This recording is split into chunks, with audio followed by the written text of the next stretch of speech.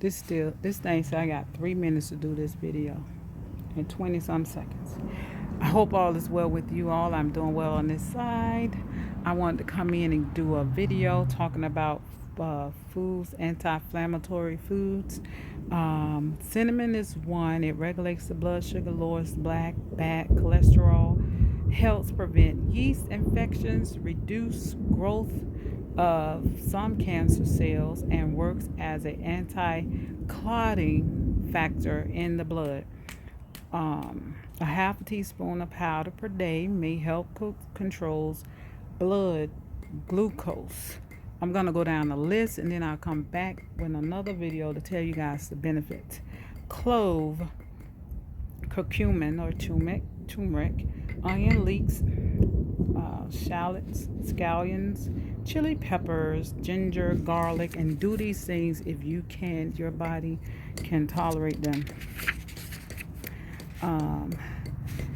Vegetables and fruits: aloe vera, okra, avocado, kiwi, pineapple, lemon, oranges, other citrus fruits. Western India cherries, pumpkin, sorrel.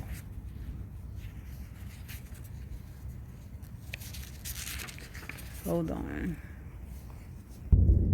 And you have to be careful with this one. Some nuts. And I'm going, oh, I just saw some lightning. We out here, we just chilling. And there is some lightning out here getting some of this vitamin D, but which is not out right now. Let me tell you some benefits of clove. Clove relieves pain and may help prevent stomach and colon cancer when used regularly in very small amount. Clove have one of the highest antioxidant activity of any food source. These are foods that you use. You may have in your pantry. Leeks, onions, and scallops and scallops and scallions supports the blood flow, regulates heart functions, and help prevent cancer. I hear you over there. Chili peppers, for those who can take them or eat them. Chili peppers help prevent heart disease and cancers. Get that blood flowing, baby. I know I said I was going to do a part 2, but anyway, ginger anti-inflammatory compound that has been said to relieve rheumatoid arthritis, gastro pain, and protection against cancer. Controversial. Garlic is a powerful antioxidant. It is an antiviral, antibacterial, antifungal. Garlic lowers total cholesterol and lowers high blood pressure.